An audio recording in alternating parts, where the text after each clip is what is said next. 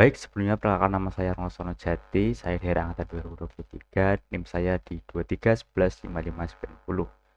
Sebelumnya motivasi saya untuk menjadi asisten ya ini adalah untuk menambah pengalaman, kemudian juga melatih public speaking agar nanti di kedepannya saya bisa lebih luwes untuk menjelaskan materi ini kepada teman-teman yang lain atau adik-adik kelas seperti itu.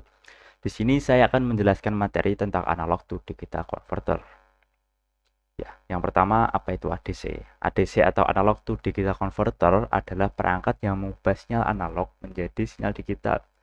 Digunakan dalam sistem yang berinteraksi dengan dunia fisik atau sinyal analog dan diproses oleh sistem digital seperti microcontroller dan komputer. Kemudian mengapa ADC dibutuhkan?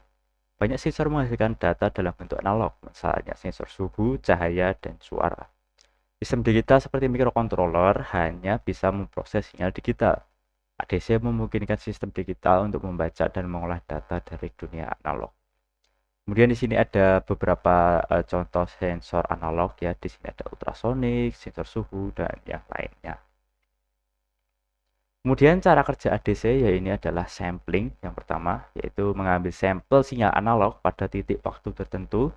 Yang kedua, quantization atau mengubah nilai sampel ke dalam nilai diskrit sesuai resolusi yang tersedia.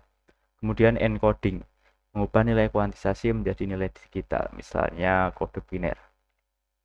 Kemudian aplikasi ADC. Nah, di sini yang pertama ada sistem kendali otomatis, misalnya pengukuran suhu atau kelembapan untuk kontrol HVAC.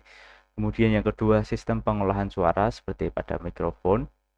Kemudian yang ketiga ada sensor IoT atau Internet of Things yang biasanya untuk mengubah data analog dari sensor untuk diproses dalam perangkat IoT. Yang keempat, penyimpanan data.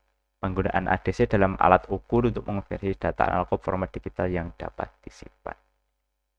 Kemudian di sini kelebihan dan kekurangan ADC yakni adalah yang pertama untuk kelebihannya memungkinkan sistem digital untuk berinteraksi dengan dunia analog, menyediakan data yang lebih akurat dan banyak pilihan ADC dengan berbagai parameter untuk kebutuhan yang berbeda.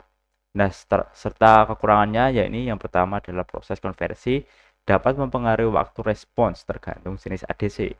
Yang kedua bisa terpengaruh oleh noise atau intervensi. Kesimpulannya, ADC adalah komponen penting dalam sistem elektronik yang menghubungkan dunia analog dengan digital. Pemahaman yang baik tentang ADC membantu dalam memilih jenis dan parameter yang tepat untuk aplikasi tertentu. Banyak aplikasi seperti sensor, kontrol otomatis, dan perangkat IoT yang sangat bergantung pada ADC untuk pemrosesan data. Baik, sekian dari saya, kurang lebihnya mohon maaf. Wassalamualaikum.